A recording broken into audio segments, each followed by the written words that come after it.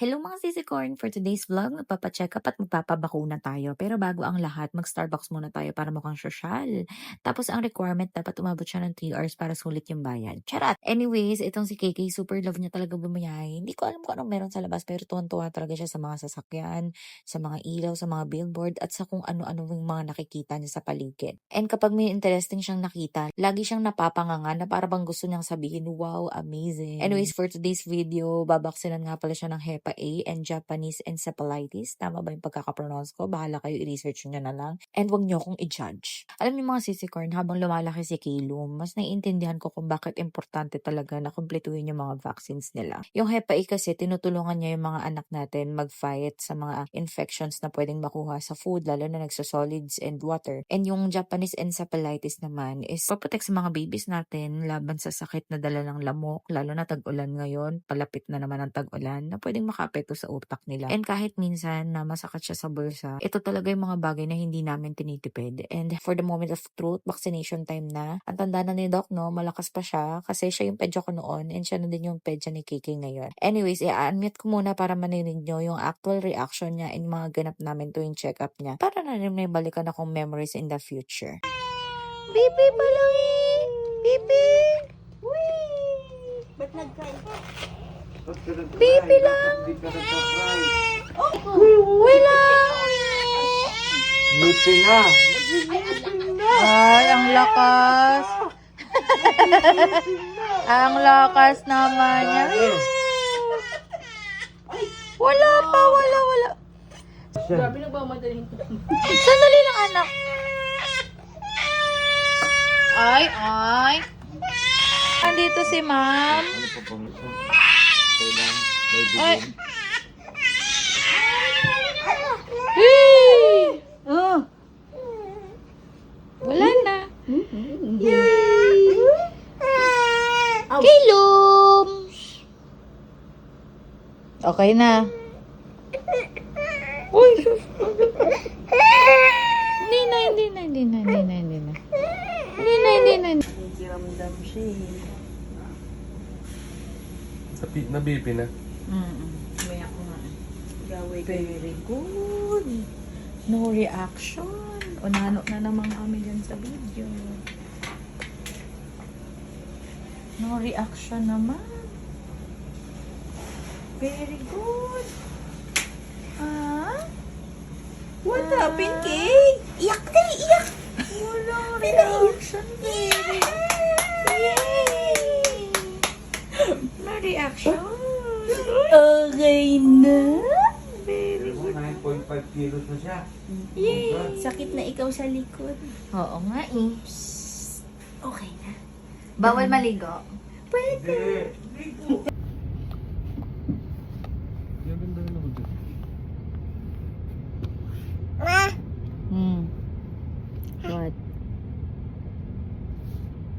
Huh?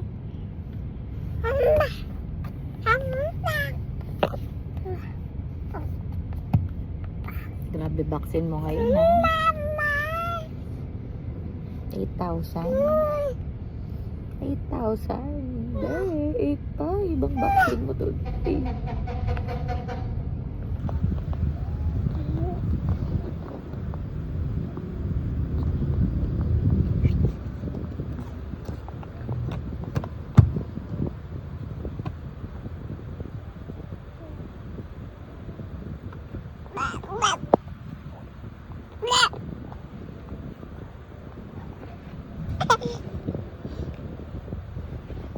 8,000.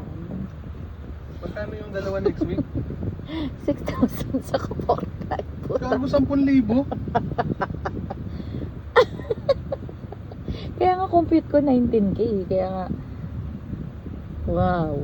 After ng vaccine, napag-usapan nga namin ni Daddy Babe na ang mahal pala talaga ng vaccines ngayon, no? Hindi na siya biro, girl. Na para bang isang araw ng vaccine kay KK ay isang cut-off ko na noon. Pero iniisip na lang namin na we have an abundant God and He is rich. He can provide anything for us. So, barya lang. Lahat ng lumalabas, papasok din yan 100 times. Kasi totoo lang, ang pera pwede namang kitain yan eh. Pero yung peace of mind na alam mong ginagawa mo yung best mo para maprotektahan yung anak mo, iba yun, diba? Lalo na magtatag-ulan na naman ngayon, te. Dumadami na naman ang mga lamok. Nauso na naman ang iba't ibang sakit kaya hindi mo mababantayan lahat ng pwedeng exposure sa kanila sa labas. And hindi naman ibig sabihin na kapag vaccinated, hindi na sila magkakasakit. Ay anak naman, sandali lang anak, nagbablog pero malaking tulong kasi na magkaroon sila ng protection at mabawasan yung risk ng mga seryosong sakit. And bilang mga magulang, doon mo marirealize na may mga gastos talaga na hindi mo titignan kung may return ba. Kasi ang return doon, yung kalusugan ng anak mo. And para sa amin, worth it yun. Alam naman kasi natin na mas mahal ang hospital bills, gamot, laboratory test, at higit sa lahat yung stress sa pag-aalala kapag may sakit yung anak mo. Kaya hanggat kaya namin, di ba? Ang mga vaccines talaga yung isa sa priority namin.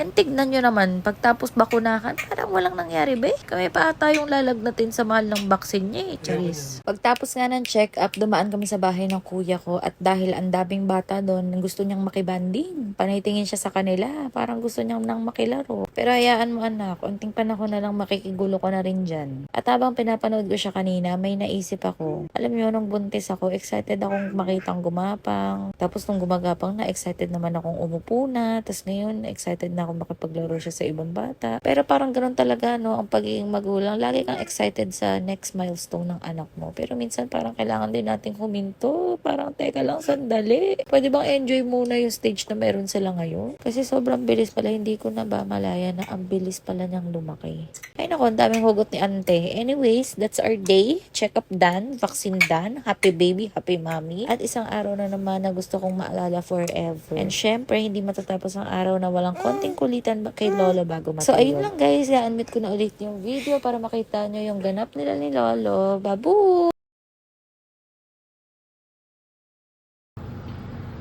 Na parang hindi na baksinan. Papagod.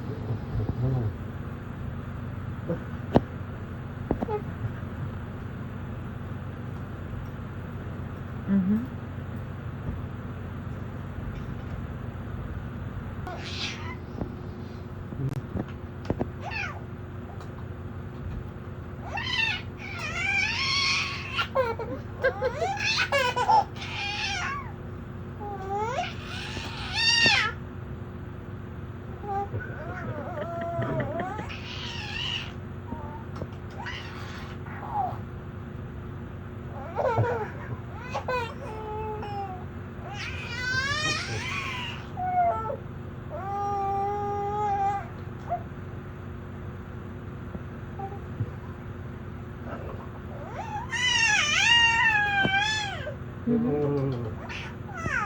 Tululawan.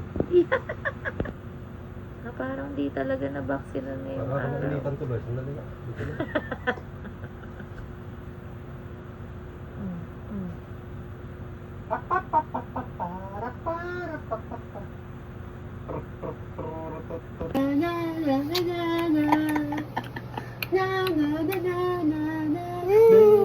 Hello. Belat? Binibelat mo si Lolo?